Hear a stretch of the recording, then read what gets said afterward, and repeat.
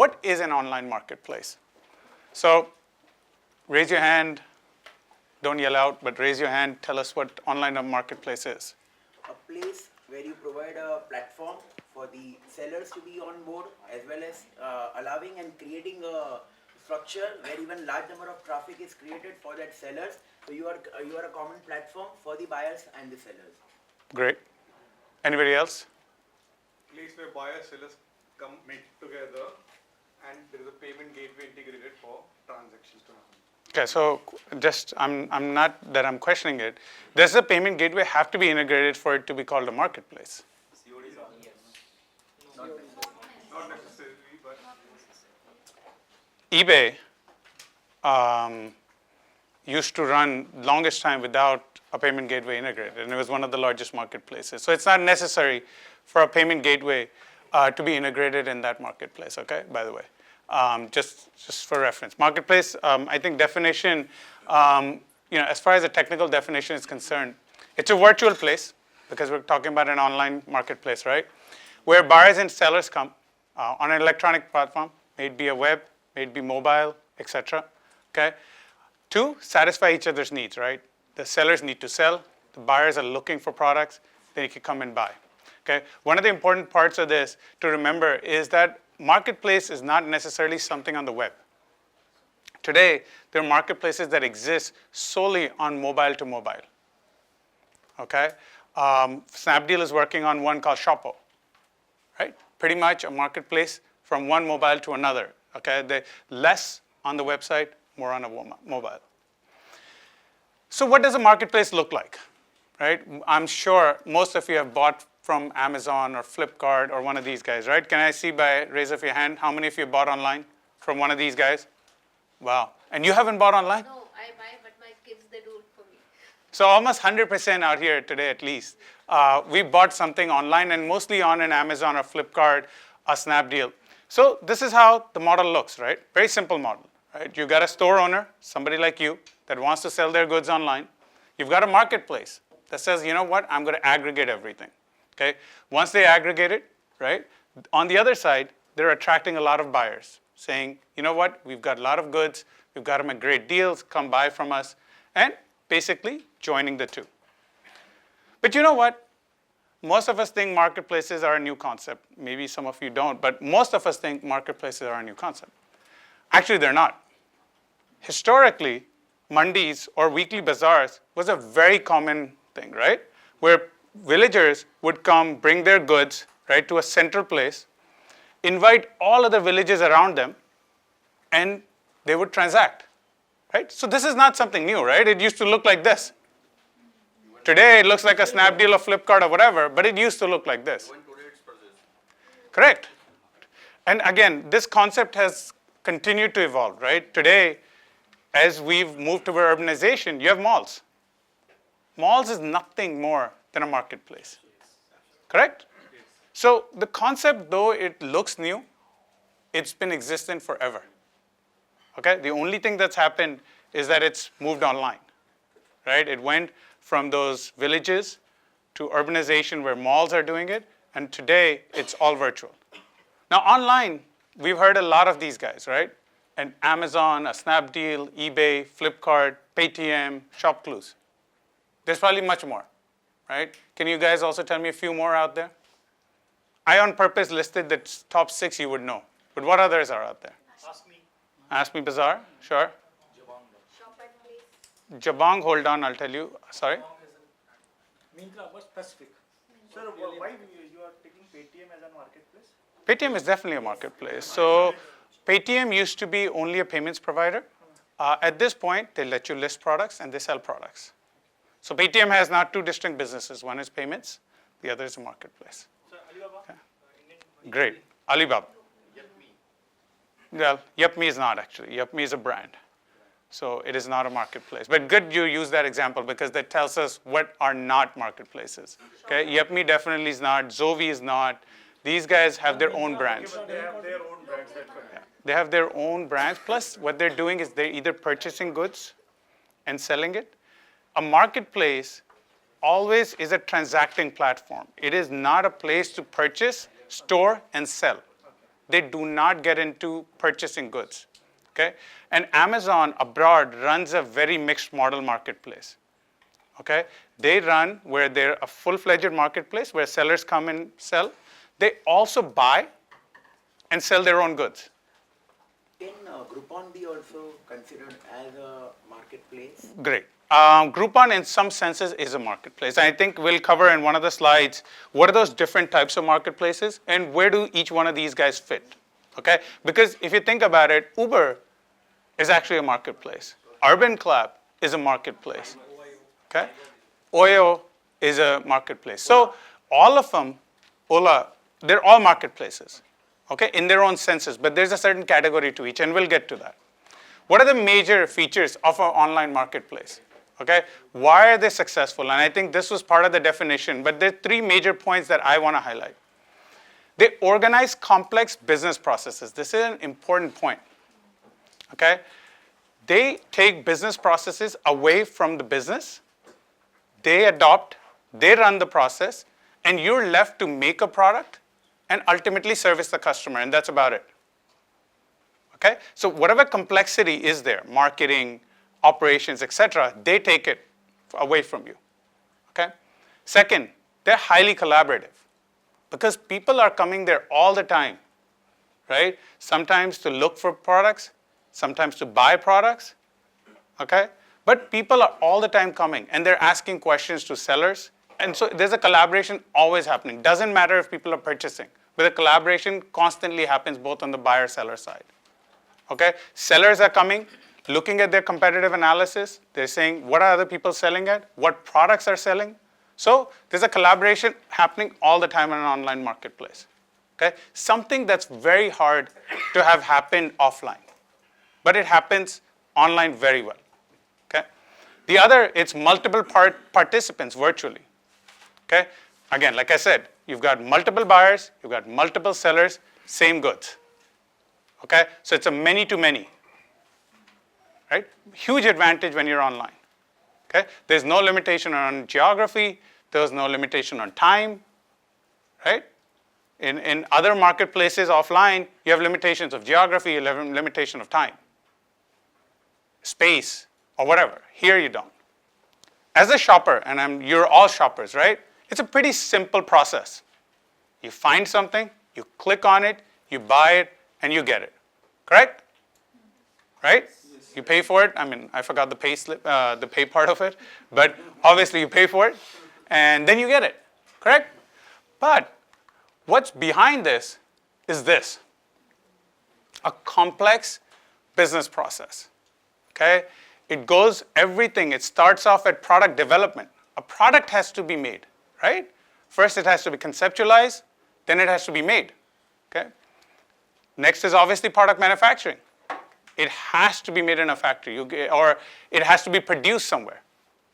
Okay? Then comes technology. We're not even, we're going to cover in the second half of today what technology is all about, right? But technology is there. Then what about the content you need around that product, right? The product description, the images, everything about that product, the video, okay? Then you've got marketing and sales behind it, okay? You've got order processing. If a customer likes it, they buy, the order has to be processed, okay? Then you've got payment collection, okay? And I'll quickly just go through it. Storage, product packaging, product delivery, customer service, customer engagement. This is the life cycle when you sell online, right? When I said that the marketplaces were taking over your complex business processes is because they take over most of this stuff, okay? You're then left to develop the product, manufacture the product, then basically provide some kind of customer engagement and delivery, right? That's about it. Rest of it, they're taking care of it. May it be payments, may it be marketing, may it be other things, okay? So there are three primary roles that a marketplace plays for you, okay? Obviously, the most common one is bridging demand and supply, right? Second one is they process the order and they fulfill the orders for you, okay? If you're able to send them your inventory, okay, they'll actually fulfill it for you.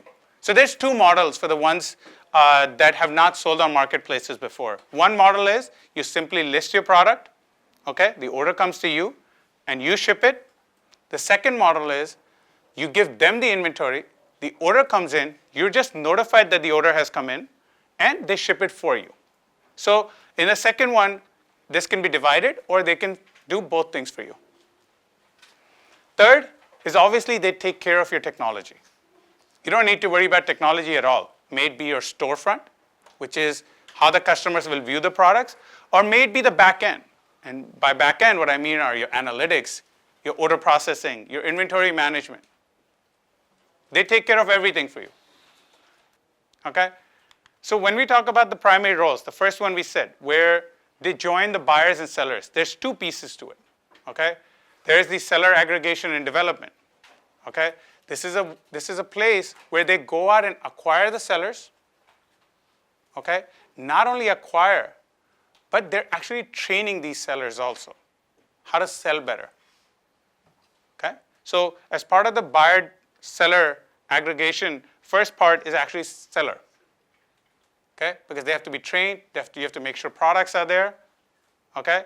And they're selling it properly, the images look correct, the videos look correct, the content says the right things. People just don't write anything that they wish. Okay? That's a very big problem at times. Second piece of it is obviously they do the marketing, like I said. Right? They're good at it. They have hundreds and thousands of products out there.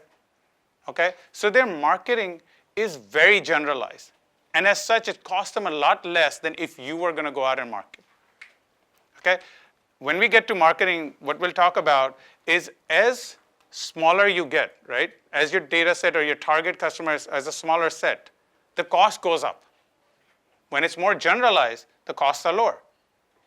The marketplaces kind of play that game. Because they've got hundreds of thousands of products, they're able to attract people, and they say, koi na koi product to buy kar hi lega. Correct? Right? If somebody looking for a phone, and a marketplace is advertising, they've got every type of phone imaginable. Uske paas 900 rupees ka bhi phone hai, and he's got 40,000, 50,000 rupee phone also. So whatever you're looking in the middle, they'll be able to sell you. Okay? And marketplaces are very good at marketing. Okay? By the way, do you guys know what an average cost of a customer in India is for a marketplace? To acquire a new customer on a marketplace, what's the average cost?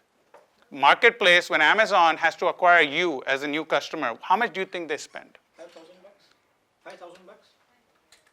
If it's 5,000, we're going to be out of business. It will be very less. No. $500? So if you're saying 5,000, I'll tell you why the number would be off, but in a sec. So it's close to about 1,700 to 1,800 rupees. Okay? To acquire a customer. You're forgetting that they only get paid a commission. If they're acquiring you for 5,000, let's say, what would they have to sell for them to make money? Imagine today Amazon and Flipkart and everybody in India, they're losing money because of that, because the acquisition costs are so high. The acquisition cost should be in hundreds of rupees. It should be maybe 300, maybe 200, maybe 400 rupees, because then the economics make sense. Otherwise, the economics don't make sense. Okay? So even though I just said that they're very good at marketing, they're still spending 1,700, 1,800 rupees. It's really too high still. Very high. And we would be not smart businessmen if we don't use that 1,700, 1,800 that they're spending for us. Right? Yeah. Don't they calculate that way? Okay, once a customer is acquired, maybe the first time the cost of acquisition maybe 1,700, 1,800, but then he remains with that person for a longer period of time. Once you get that experience. So it's great. That's in a perfect world. India is definitely not a perfect world. Okay. Here, the customer is a deal-seeking customer, at least till this point. It's changing, but it has not changed completely. He's a deal-seeking customer, he or she or whatever. So every time they're spending 1,700, 1,800 rupees, it should not be that way. It should be that second time that customer, you don't have to spend that kind of money. But it is not happening that way. They are constantly pushing 1,700, 1,800 rupees to reacquire the same guy, okay? Because the customer is not loyal at this point. But rather he always compares, once he is there into his mind Flipkart, whether the best of the app is, or best of the ad has come on Amazon, but he will still once check it on Flipkart. So you see an ad, 50% off on products in Flipkart. How many of you go and actually check that day? Okay? Now, let's imagine that you needed a phone. Where would you first go check? Offline stores, we are not used to online, that's why. So that is constantly still happening. That's reality. I know that we want to say, and remember I covered all kinds of numbers and I told you penetration is low. That's the problem. We're still going to offline. We're still very deal seeking. We look for those 50, 70% days off for us to go there. So anyway, like I said, it's huge amount of cost that they spend, okay? But they're good at it, right? So that's one of the biggest advantages when you're selling on a marketplace, okay? Now, this is basically all they're doing. I mean, we showed a very complex thing, but if I take all the different pieces out, all they're doing is matching buyers and sellers. Correct? That's reality. I know that there's a whole complex thing behind the scenes, but that's how they're doing it. Now, I said second point was they take care of your order processing and fulfillment.